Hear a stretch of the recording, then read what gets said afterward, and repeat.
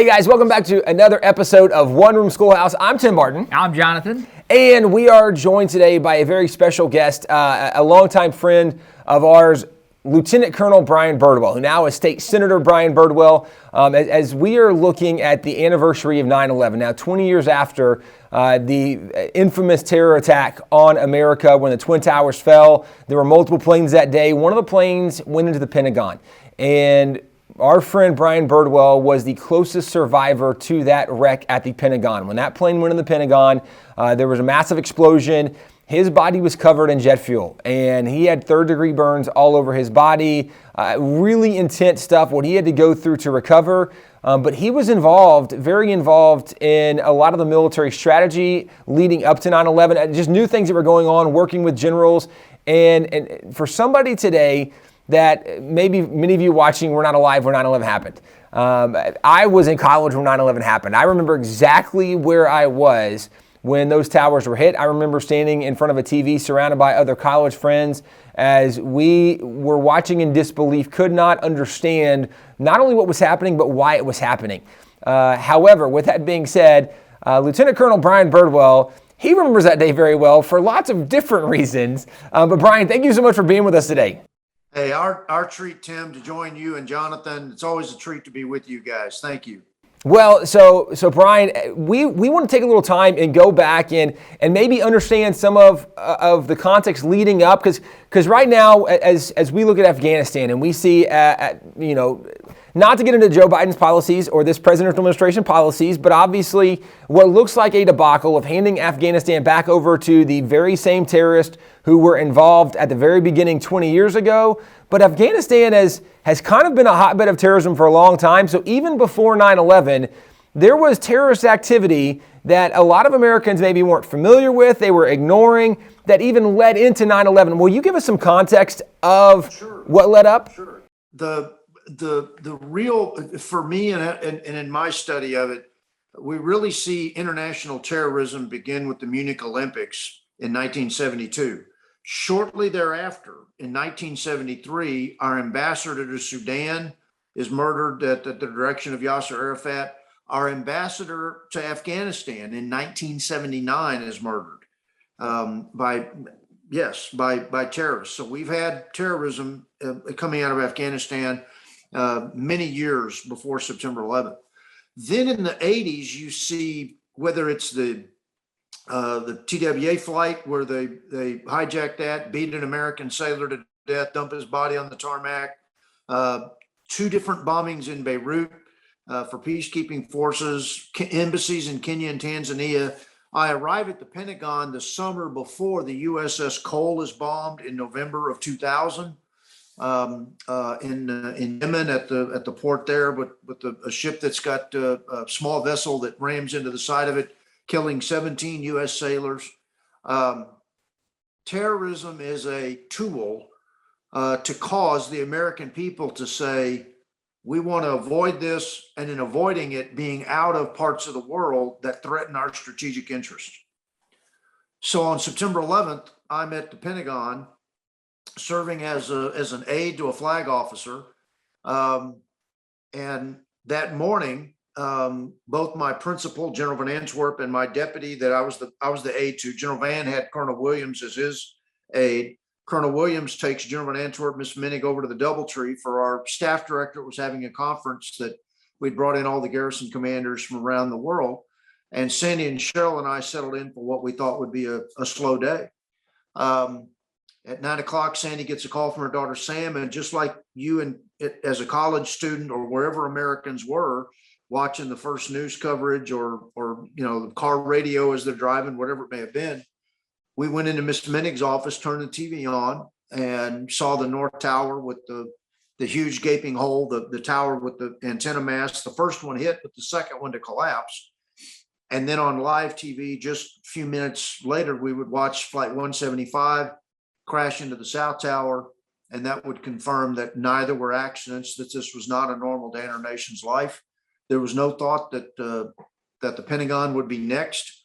Because if you remember the 1993 bombing of the World Trade Center, the underground garage that had the U-Haul with the explosives, trying to bring the towers down, I was in Hohenfels, Germany, when I remember that, as a part of our European forces. But we watched the events unfold.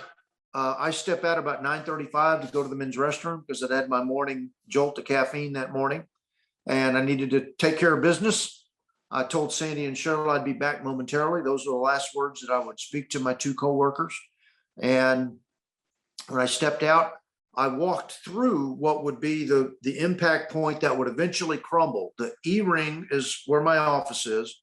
The E-ring is the outermost ring in the Pentagon with the greatest circumference. The A-ring is the innermost ring. And of course, there's 5 rings, A, B, C, D, E. I walked through the E-ring hallway, go up to the 4th corridor, take a left, go to the men's restroom that's next to the elevator there at the intersection of the 4th corridor and the E-ring, take care of business, come out, and I'm about 7 or 8 steps out, just a few steps from turning right to go back through what I just walked through. That would be the impact point when Flight 77 is deliberately slammed into the Pentagon. So I'm 15 to 20 yards from an 80-ton jet hitting the building at 530 miles an hour with about 3,000 gallons of jet fuel left on the aircraft. And by the Lord's grace, I survived it. This was not like one of an action adventure movie where you see the flame coming down the hallway and you make a reasoned, rational attempt to escape it. I mean, it really is like the twinkling of an eye. I mean, I go from a well-lit hallway in charge of my faculties. In an instant, I hear that sound, think bomb, and in the next nanosecond, I am tossed around like a rag doll inside the building, inside that corridor, set ablaze, and at the struggle and the peril of my life. I'll experience 3 pains and emotions in those moments that seem to last an eternity, but it's only seconds, minute or two at the most. But I'm set ablaze. I'm struggling to survive, trying to get to my feet because of the nature of the concussion and the blast, the damage to my sense of balance and my hearing and my ears, the inner ear area. I can get to all 4s, but I can't get up. And I come to that reconciliation that, this is how the Lord is calling me home, because the panic that grabs your heart. I mean, there's the physical pain of the burns. I mean, if you look closely in good light, you can see the facial scarring. You can see the grafting to my hands and fingers. And 60% of my body is a 60% total body burn. 40% of my body's 3rd-degree burn. The arms and most of my back are that 40%. Chunks of my legs are part of that 40%. But in those moments that you're struggling, it really defines the definition of the word terrorism, because you recognize that you're facing a life-threatening injury. At the same time, you realize you cannot escape the source of that injury, that your hope for survival is 0. And that panic that grabs your heart when you realize that. In those moments, I screamed out, "Jesus, I'm coming to see you." It was a recognition that, Lord, save me from this calamity, but this is how I'm going to be called into eternity. And I did what we in the military never trained to do. I surrendered. I quit. I collapsed to the floor, waited to die, waited for that feeling of the soul departing the body, thought about the permanency and finality of death, because that morning at 5:30, before I caught the bus to get me to the Pentagon, I said goodbye to Mel and Matt that morning with just a kiss on the cheek to Mel. And you just look at your 12-year-old. You don't wake them up at 5 in the morning, because that's all bad when you wake your 12-year-old up that early in the morning. But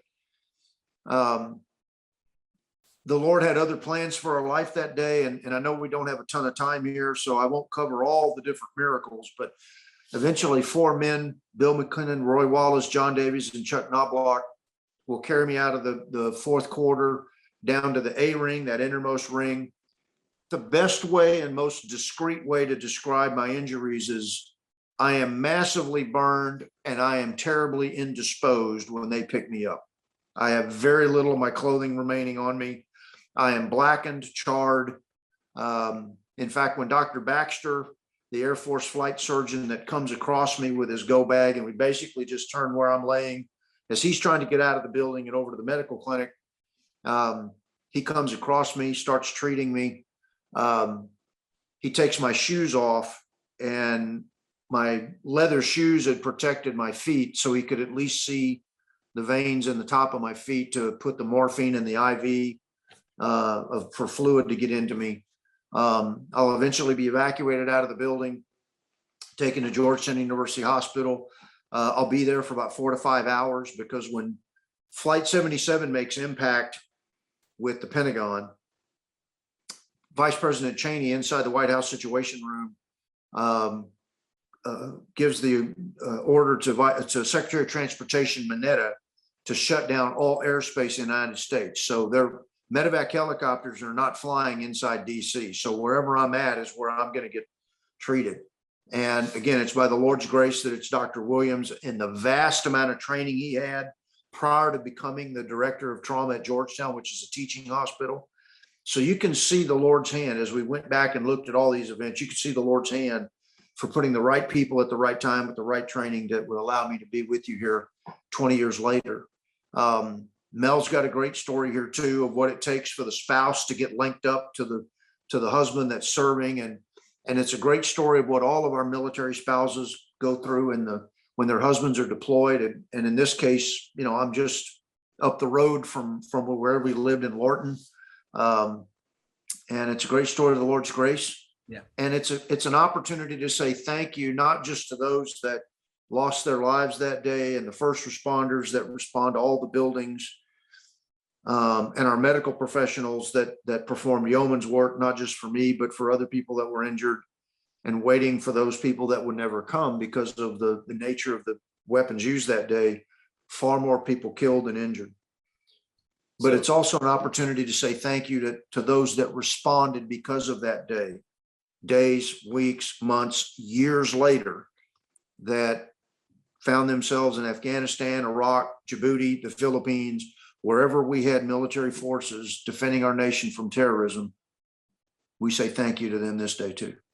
Absolutely. So Brian, let me take it a different direction. So, and not to diminish for people that want to know more of your story, you've actually written a book called Refined by Fire. You have your testimony on I Am Second. There's more they can find on YouTube. Obviously, you have social media pages as well, which we'll encourage people to go to, and we can give out more of that in a little bit. But help us understand, so why would these terrorists attack America when, what were they getting out of this? What had we done to offend them? Why were they attacking us? And then why did we find it necessary to go over to places like Afghanistan? What was the mission, the purpose, and did really that get accomplished? And if we can do that in like 4 or 5 minutes, that'd be awesome. I can't talk for just 4 minutes anyway. But look, the many in the Islamic world hate us for what we believe, our freedoms, our liberties, and what we believe the proper view of God's redemptive plan through Jesus Christ for redeeming his fallen sinful creation to a perfect holy God. The other thing was that because of the first Gulf War in 1991, which I was a part of 7th Corps, 2nd Armored Cavalry Regiment battle group, when we went across the Iraqi border to go kick Saddam out of Kuwait. Initially, the Mujahideen fighters led by bin Laden in Afghanistan went to the Saudis, because bin Laden was a Saudi native, and said, let us kick Saddam out of Kuwait because it was Muslim on Muslim violence. Now, Saddam had the 4th largest army at the time, many tank divisions, Republican Guard tank divisions in Kuwait, along with regular infantry units that were occupying Kuwait.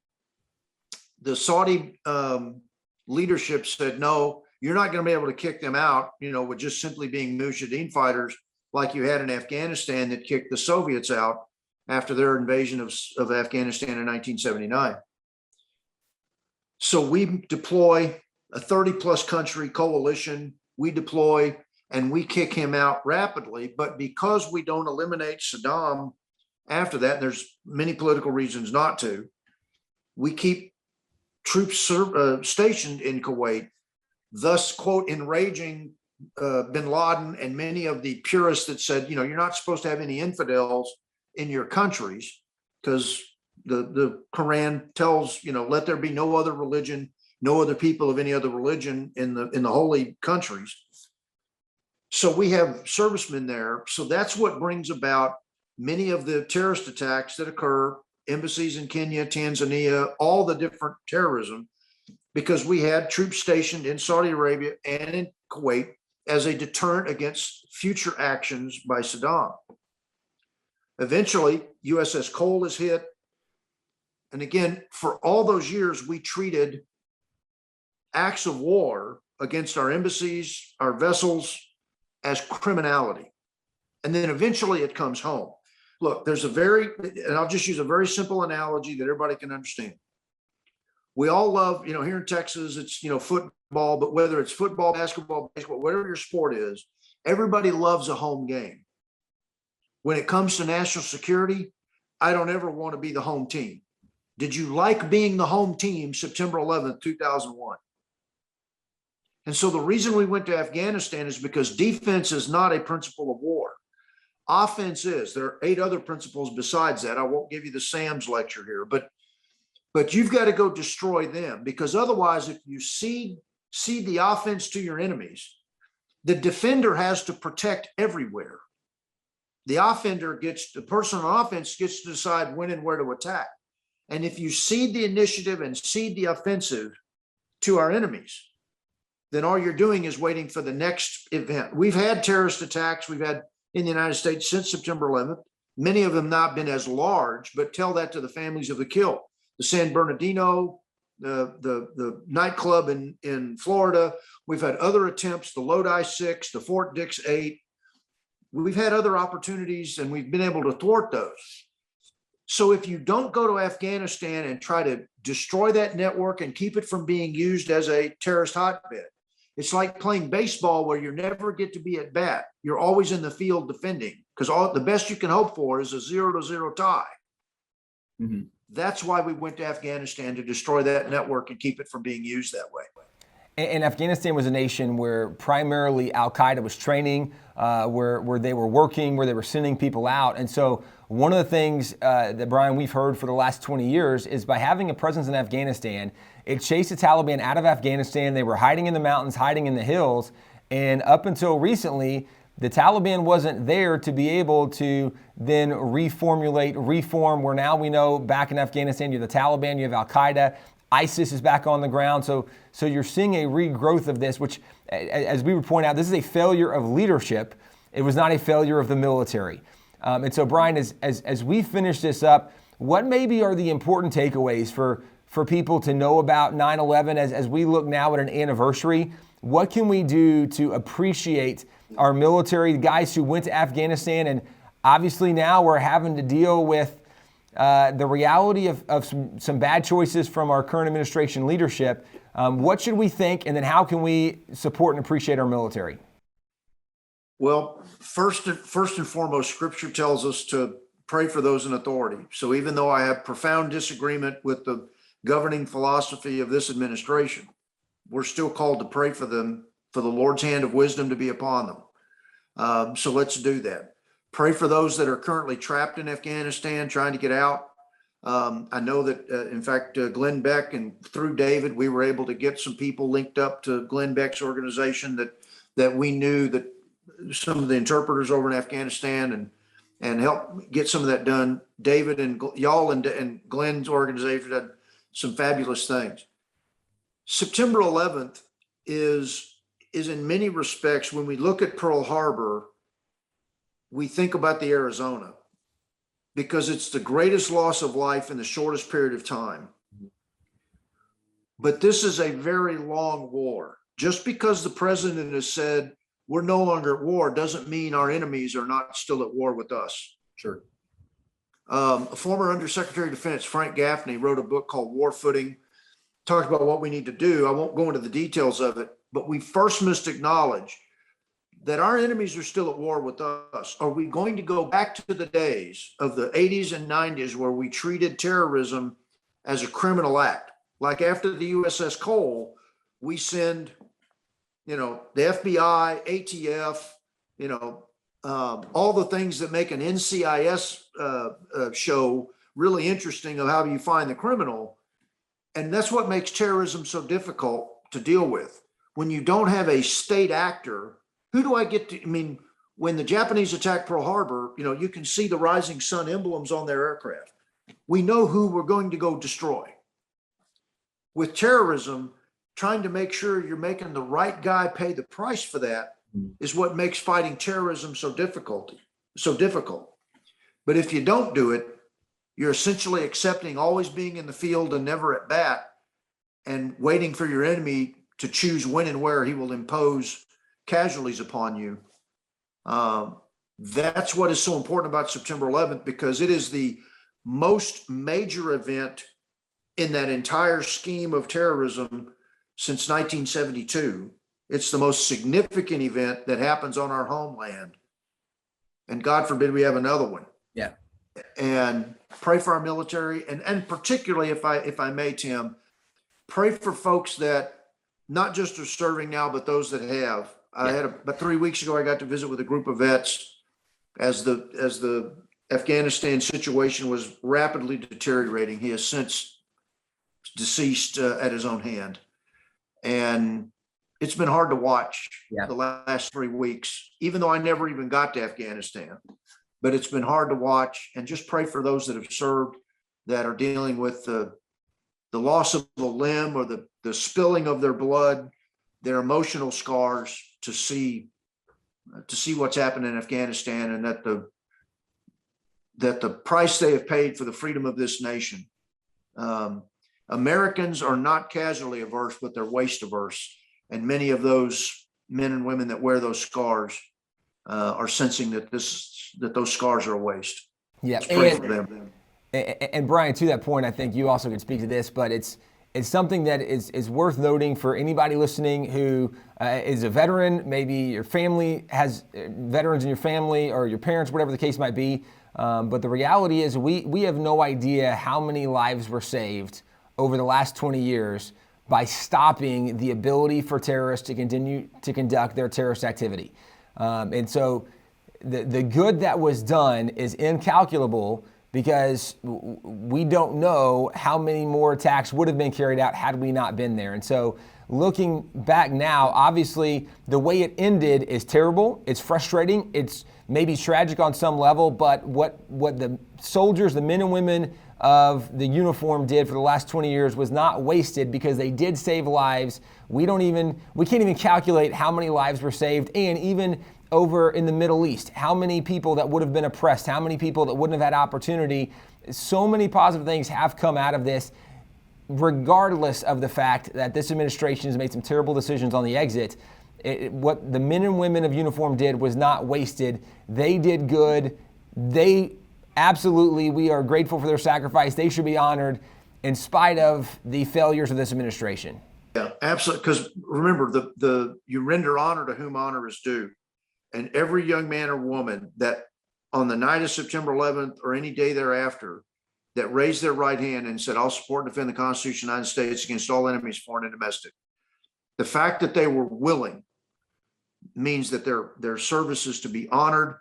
What they did, how they did it, is absolutely to be honored. We do not want to, the American people have learned the lesson of Vietnam. And I don't mean the lesson of what happened geopolitically in Vietnam, but that you do not deride and character assassinate the soldiers that answered the call. Just like the Lord subordinated himself to God the Father to go be that one very special casualty for the war against sin, we honor every man and woman that subordinated themselves to the authority of their federal government for the protection of this nation. You're dead on, Tim. I can't say any better. That's so great. Well, for everybody who wants to know more, Brian, where can they find out more about your story, about your testimony? Because you just barely told us anything about what you had to go through, about the long road to recovery, the surgeries, and what God is even using you to do now. So where can they go to find more? Well, they can go to I Am Second and go to the search engine there on I Am Second and type in Birdwell. It'll bring up my I Am Second video. You mentioned Refined by Fire. They can purchase that on I Am Second. I'm not I Am Second, but Amazon or other book retailers online. because it's still in print. There's still copies available from Tyndale. I did bring a small piece of, y'all do artifacts. This is a piece of the Pentagon that crumbled of the limestone. It's actually limestone fragment number 1265 from the face of the Pentagon attack, September 11th, 2001. And so I wanted to show that it was given to me when I was retiring. And so y'all do artifacts. This one's not as old as some of y'all's, but it has been a treat to join you. Tim, as always, anytime you guys need a crispy old soldier, you just give a yell, okay? Well, Brian, we really appreciate it. Thanks so much for being with us today. Hooah, my treat.